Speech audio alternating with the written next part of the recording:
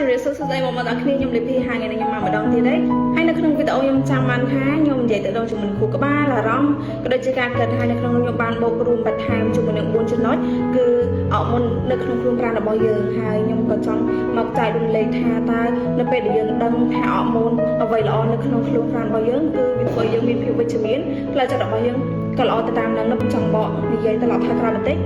ដោយបងដឹងអត់ថាអារម្មណ៍ទាំងអស់គឺមិនមែនសុទ្ធតែអាក្រក់នោះទេប៉ុន្តែល្អឬក៏អាក្រក់គឺវាសំដែងចេញអាស្រ័យទៅលើអាកប្បកិរិយារបស់យើងដែលសំដែងចេញមកតែម្ដង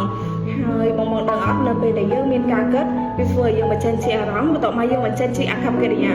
ទាំងអស់នេះគឺសុទ្ធតែជាចំណុចសំខាន់ដែលខ្ញុំក៏បានលើកឡើងតែដល់ជាមួយនឹងអរម៉ូន4ចំណុចប៉ុន្តែថ្ងៃនេះគឺខ្ញុំអត់បាននិយាយទាំង4ទេគឺខ្ញុំនិយាយតែ2ចំណុច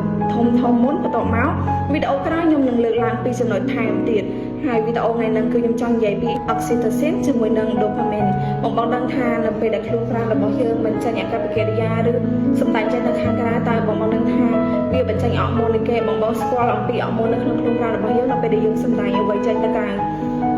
ដូចជាខ្ញុំនឹងលើកឡើងអុកស៊ីតូស៊ីនអរម៉ូនអុកស៊ីតូស៊ីនគឺមានន័យថាអរម៉ូននៃសេចក្តីស្រឡាញ់នៅពេលដែលបងប្អូនមានការប៉ះពាល់ការអោបការស្រឡាញ់មិនថាផ្ដល់សេចក្តីស្រឡាញ់គឺអុកស៊ីតូស៊ីនគឺវាចេញមកអញ្ចឹងគឺវាមានសារៈសំខាន់មែនទែននៅពេលដែលយើងបានដឹងថានៅពេលដែលយើងធ្វើយើងមានសេចក្តីស្រឡាញ់បងប្អូនដឹងអត់ពេលខ្លះគ្រាន់តែការអោបក៏ធ្វើឲ្យយើងបញ្ចេញអុកស៊ីតូស៊ីនដែរហើយទី2គឺដូប៉ាមីនគឺមានន័យថាអរម៉ូននៃសេចក្តីរីករាយអរម៉ូននៃសេចក្តីរីករាយមានន័យថាមិននៅពេលដែលបងប្អូនទទួលបានការសរសើរនៅពេលដែលបងប្អូនជោគជ័យអ្វីមួយគឺអរម៉ូននោះគឺវាបញ្ចេញមកខាងក្រៅអញ្ចឹងគឺយើងពិតជាសំខាន់មែនទេនៅពេលដែលយើងដឹងដូចខ្ញុំនិយាយឡើងវិញអញ្ចឹង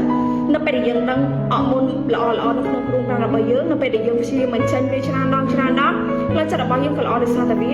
ជាភាពវិជ្ជមានហើយពីចំណុចទៀតខ្ញុំនឹងបញ្ជាក់វានៅវីដេអូមួយទៀតអញ្ចឹងបងហ្នឹងហើយអរគុណច្រើនមែនទេបងចំពោះការមើលវីដេអូនេះហើយខ្ញុំសង្ឃឹមថាវីដេអូមួយនេះផ្ដល់ប្រយោជន៍ដល់បងប្អូនទាំងអស់គ្នាបានស្គាល់អំពីអរម៉ូននៅក្នុងខ្លួនប្រាណរបស់បងប្អូនទាំងអស់គ្នាអរគុណច្រើនជួបគ្នានៅវីដេអូមួយទៀត